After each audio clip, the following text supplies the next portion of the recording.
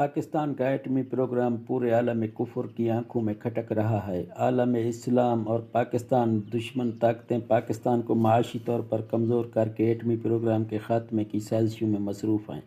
گزشتہ برس امریکی صدر جو بائیڈن نے کانگریس کے اجلاس سے خطاب میں بدلتی ہوئی عالمی جغرافیائی سیاسی صورتحال پر گفتگو کے دوران پاکستان کے جوہری پروگرام کو غیر محفوظ قرار دیتے ہوئے اس خیال کا اظہار کیا کہ پاکستان دنیا کے خطرناک ترین ملکوں میں سے ایک ہے اور اس بات کا خدشہ ہے کہ پاکستان کے ایٹمی ہتھیاروں کو کوئی بھی دہشت گرد استعمال کر سکتا ہے۔ امریکی صدر نے پاکستان کے ایٹمی پروگرام کے بارے میں بیان عالمی اسٹیبلشمنٹ کی خواہش کے مطابق دیا۔ عالمی اسٹیبلشمنٹ دجال کے شیطانی نظام کو پوری دنیا میں نافذ کرنے کے مشن پر گامزن ہے۔ اس مشن کو 3 دجالی تنظیمیں فری میسن، اليومنائی اور کمیٹی آف 30 لیڈ کر رہی ہیں۔ مذکورہ تینوں تنظیمیں دنیا کے تمام تر امور کو کنٹرول کرنے والے طاقتور ترین افراد کا گروہ ہیں جو خفیہ طریقے سے کام کر رہی ہیں۔ ان گروہ کا مقصد دنیا میں ایک نیا دجالی نظام قائم کرنا ہے جو دراصل عالمگیر شیطانی حکومت ہے۔ اسکل اینڈ بون سوسائٹی سمیت دیگر چھوٹی تنظیمیں اور مختلف بین الاقوامی NGOs اور سودی بینکاروں کی مدد سے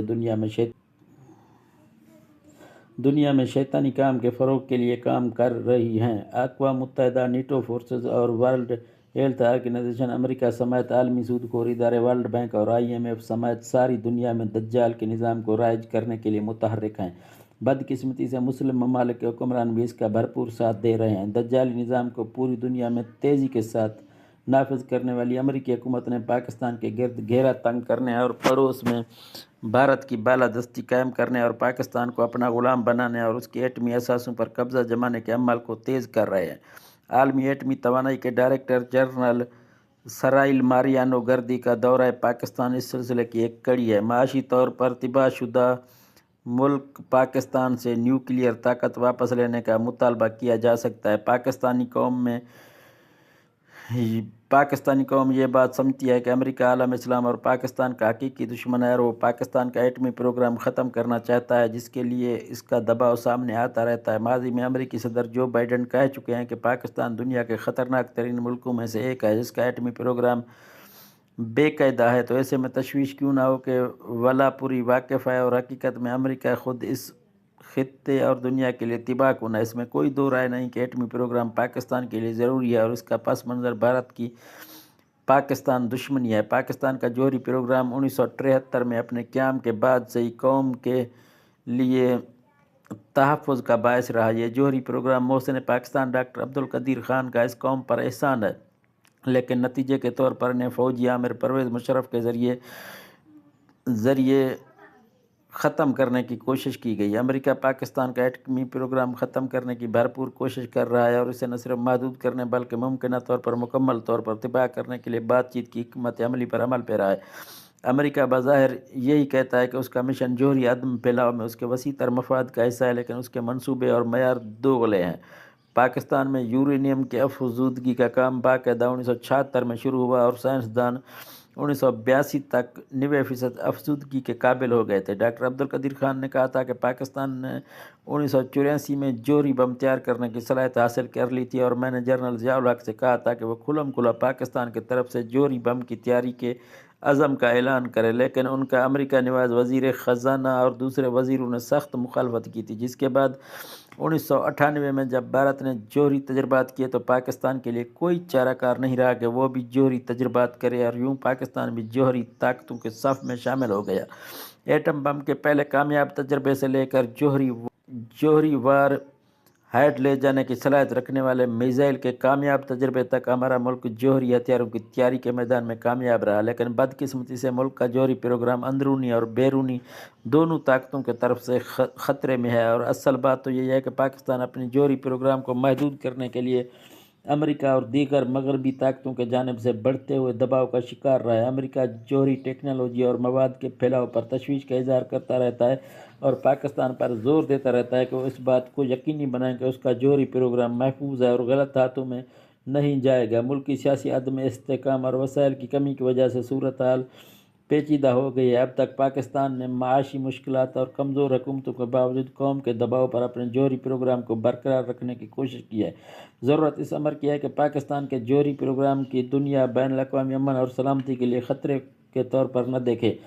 حقیقت میں اگر دنیا کو خطرہ ہے تو وہ امریکہ اور بھارت کے جوہری پروگرام سے ہے۔ دنیا ہمارے لیے کیا سوچ رہی ہے یہ الگ بات ہے، لیکن ہماری بدقسمتی ہے کہ پاکستان کی سیاست اور معیشت عوام دشمن قوتوں کے کنٹرول میں ہے، اور ان قوتوں کا مقصد اشرافیہ کے مفادات کا تحفظ کرنا ہے، اور اس کے لیے امریکی ماتحت اداروں کی کاسالسی اور غلامی کرنا ان کا اولین مقصد حیات ہے۔ اس لیے اس طرح کے دوروں کے نتیجے میں تشویش پیدا ہونا ویسے ہی فطری عمل ہے، لیکن یہ تشویش اس وقت مزید بڑھ جاتی ہے جب ہماری حکومت کسی خطرے کی تردید کرتی ہے، کیونکہ یہ تلخ حقیقت ہے کہ عالمی ایجنڈے کی تکمیل کے لیے سیاسی اور غیر سیاسی اشرافیہ اپنی خدمات پیش کرنے کے لیے ایک دوسرے پر سبقت لے جانے کی کوشش میں غلامی کا طوق پہن کر عوام دشمن اقدامات کے تسلسل کو جاری رکھے ہوئے ہیں، اور یہ کچھ بھی فروخت کر سکتے ہیں، چاہے وہ جوہری پروگرام ہی کیوں نہ ہو۔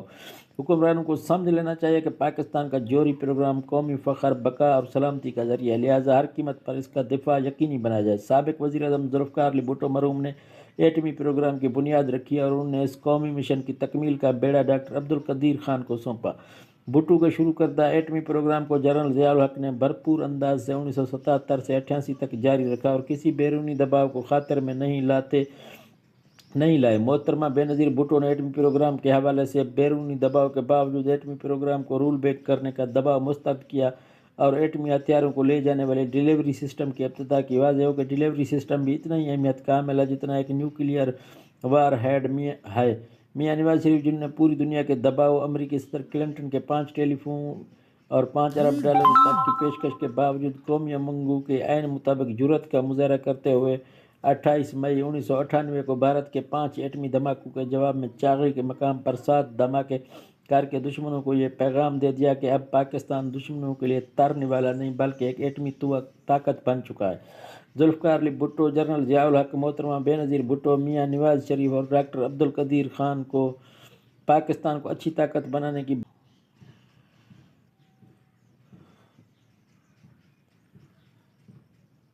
بھاری قیمت چکانا پڑی۔ پاکستان نیوکلیئر پروگرام کے خالق ذوالفقار علی بھٹو کو قتل کے ایک مقدمے میں عدالت سے پھانسی کی سزا دلوا کر راستے سے ہٹا دیا گیا۔ امریکہ کے سابق وزیر خارجہ ہنری کسنجر نے ان کو یہ تنبیہ کی تھی کہ اگر انہوں نے نیوکلیئر پروگرام بند نہ کیا تو دنیا ان کا انجام دیکھے گی۔ خود بھٹو صاحب بھی پھانسی پر چڑھنے سے پہلے تک یہ کہتے رہے کہ مجھے پاکستان کے نیوکلیئر پروگرام شروع کرنے کی سزا دی جا رہی ہے۔ نیوکلیئر پروگرام کو جاری رکھنے والی دوسری شخصیت جنرل ضیاء الحق کی تھی، جن کا طیارہ ایک سازش کے تحت تباہ ہوا اور مجرموں کا سراغ آج تک نہ لگایا جا سکا۔ ان کے ساتھ وہ تمام سینئر فوجی آفیسر بھی جہاز میں جاں بحق ہوئے جو کسی نہ کسی طور ایٹمی پروگرام سے وابستہ رہے۔ ISI کے سابق سربراہ جنرل حمید گل سے ایک ملاقات میں جب ان سے پوچھا گیا کہ جنرل ضیاء الحق کے حادثے میں کون ملوث ہے تو انہوں نے بلا توقف امریکہ کا نام لیا تھا۔ بینظیر بھٹو کے صفاقانہ قتل کا معاملہ بھی آج تک حل نہ ہو سکا۔ واضح ہو کہ ان کے دونوں ادوار حکومت میں پاکستان کے ایٹمی پروگرام کو رول بیک کرنے کے حوالے سے بڑا زور تھا، مگر انہوں نے اس دباؤ کو قبول نہیں کیا تھا۔ ڈاکٹر عبدالقدیر خان نے بانی ایٹم بم ہونے کی بڑی کڑی سزا پائی۔ انہیں جنرل مشرف کے ہاتھوں ٹی وی پر بلا کر ان کے ناکردہ جرم کا اقبال کروایا گیا اور پاکستان کے محسن کی تذلیل کی گئی، اور انہیں اور ان کی فیملی کو کئی سال سب جیل میں رکھا گیا جہاں انہیں کسی سے ملنے کی اجازت نہ تھی، اور اسی دوران قومی ہیرو مناسب طبی سہولتیں میسر نہ ہونے کی وجہ سے کینسر جیسے موذی مرض میں مبتلا ہوئے۔ ان کے معالج ڈاکٹر کو مشرف حکومت کی طرف سے یہ کہا گیا تھا کہ وہ ان کی بیماری کا علاج حکومتی مرضی کے مطابق کریں، مگر ان کے معالجین نے اس دباؤ کو قبول کرنے سے انکار کر دیا تھا۔ جنرل مشرف کے جانے کے بعد انہیں رہائی نصیب ہوئی، جس سے امریکہ خوش نہیں تھا۔ نواز شریف نے بھی ایٹمی دھماکے کرنے کی جرأت کا خمیازہ بھگتا اور ان کے 2/3 اکثریت رکھنے والی حکومت کا خاتمہ عمل میں آیا، اور ایٹمی دھماکہ کرنے والے وزیر اعظم کئی ماہ تک پابند سلاسل رہے، اور اس کے بعد تقریباً 8 سال انہیں جلا وطنی میں گزارنے پڑے۔ وہ اپنے والد کی تدفین میں بھی شریک نہ ہو سکے۔ پاکستان کی ایٹمی طاقت بننے کی ایک طویل داستان ہے جس کے حصول میں بڑے نشیب و فراز سے گزرنا پڑا۔ دشمنوں نے پاکستان کے ایٹمی پروگرام کو ناکام کرنے کی کئی بار کوشش کی۔ کچھ عرصہ قبل IT کے سابق سربراہ بریگیڈیئر امتیاز احمد نے ایک انکشاف کیا تھا کہ کسی طرح امریکہ ہمارے کچھ انجینئر اور سائنسدانوں کو خرید کر ہماری نیوکلیئر تنصیبات کو تکنیکی طور پر تباہ کرنا چاہتے تھے، مگر اللہ تعالیٰ نے کراچی کے ایک خاتون لیکچرار کے ذریعے اس منصوبے سے پردہ اٹھایا اور دشمن اپنے ناپاک عزائم میں ناکام ہوا۔ اس طرح کے ایٹمی پلانٹ کی حدود میں ایک چرواہے کی نظر کچھ بڑے پتھروں پر پڑی، جن میں جاسوسی کے حساس آلات اور کیمرے نصب تھے، جن کے ذریعے وہاں کی نقل و حرکت پر نظر رکھی جا رہی تھی۔ اس سلسلے کا ایک واقعہ قارئین کے لیے یقیناً عبرت کا باعث ہوگا کہ جب ضیاء الحق اپنے دور صدارت میں امریکہ کے دورے پر گئے تو وہاں وائٹ ہاؤس میں ایک میٹنگ میں انہوں نے یہ موقف اختیار کیا۔ ہمارا ایٹمی پروگرام منجمد ہے، اس پر وہاں موجودہ CIA کے سربراہ نے ایک قلم دکھائی جس سے ظاہر ہو رہا تھا کہ پاکستان کا ایٹمی پروگرام منجمد نہیں بلکہ جاری ہے۔ شاید یہ تصویر مذکورہ پتھروں میں نصب شدہ کیمروں کے وسیلے سے بنائی گئی تھی۔ آج دشمن عملی طور پر ناکام ہونے کے بعد یہ پروپیگنڈا کر رہا ہے کہ پاکستان کے ایٹمی ہتھیار غیر محفوظ ہیں اور دہشت گردوں کے ہاتھ لگ سکتے ہیں جو دنیا کے لیے تباہ کن ثابت ہو سکتے ہیں۔ اس پروپیگنڈا کے مقصد ایٹمی اثاثوں پر قبضہ کرنے کے علاوہ اور کیا ہو سکتا ہے؟ ناظرین، یہ تھی ہمارے پاکستان کے ایٹم بم کی کہانی۔ اگر آپ نے ہمارا یوٹیوب چینل علم کی دنیا سبسکرائب نہیں کیا تو پلیز ہمارے یوٹیوب چینل کو سبسکرائب کریں تاکہ ہماری آنے والی نئی اور مفید ویڈیوز آپ تک پہنچ سکیں۔ شکریہ۔